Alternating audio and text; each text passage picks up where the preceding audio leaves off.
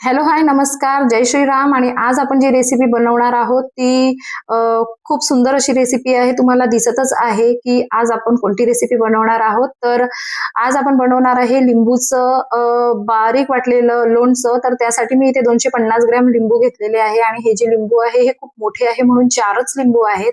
यामध्ये अगदी कडकडीत उकळलेलं जे पाणी आहे ते मी घालते आहे आणि हे आपल्याला 3 दिवस पर्यंत अ, ठेवायचं आहे. पण 3 दिवसामध्ये आपल्याला हे जे पाणी आहे हे बदलत राहायचं आहे आणि गरमच पाणी आपल्याला याच्यामध्ये घालायचं आहे. झाकण ठेवून द्यायचं.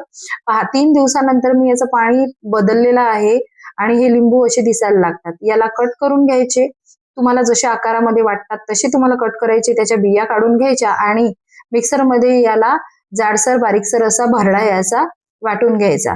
नंतर मी त्याला एका बाउलमध्ये काढून घेते आहे. तर हे जे लोणचं आहे अगदी छान चवीला लागतं.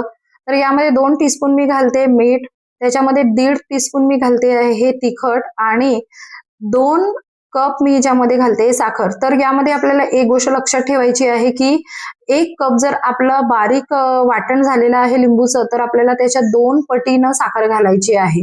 जर तुम्हाला गूळ घालायचा असेल तर तुम्ही गूळही घालू शकता. पण जर तुम्हाला गूळ टाकून घातलेलं जे लोणचं आहे त्याची रेसिपी पाहिजे असेल तर मला कमेंटमध्ये नक्की सांगाल.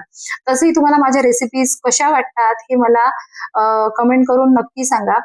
आणि याला आपल्याला छानपैकी मिक्स करून घ्यायचं आहे आणि नेक्स्ट स्टेप आपल्याला याची करायची आहे. तर ही जी रेसिपी आहे ही मला माझ्या आईने शिकवलेली आहे आणि मला खूप आवडतं हे लोणचं, खूप टेस्टी लागतं. तर मी आता एक कढई घेतलेली आहे नॉनस्टिक, एकदम जड तळाची कढई आपल्याला घ्यायची आहे आणि त्यावर आपल्याला हे जे मिक्सचर आहे हे मिश्रण आपल्याला चांगल्या प्रकारे शिजवून घ्यायचं आहे. तर आता कुठपर्यंत याला शिजवायचं, तर आपल्याला लक्षातच येतं की हे जे मिक्सचर आहे हे छानपैकी घट्टसर झालेलं आहे आणि साखर जी आहे ती पूर्णपणे विरघळलेली आहे. आणि जेव्हा हे अशा प्रकारे मिक्सचर बनेल तेव्हा समजून जायचं की आपलं जे लोणचं आहे ते पूर्णपणे तयार झालेलं आहे.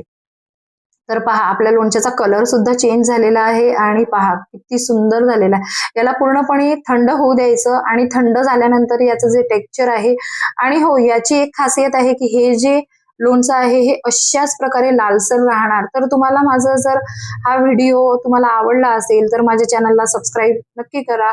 कारण की मी तुमच्यासाठी अशा रेसिपीज पुन्हा घेऊन येईल आणि मी इन्करेज होईल जर तुम्ही चॅनलला सबस्क्राईब केलं आणि लाईक केलं तर मला अजून आनंद होईल आणि मी अजून अजून तुमच्यासाठी रेसिपी घेऊन येईल. तर पहा किती छान प्रकारे हे लोणचं झालेलं आहे.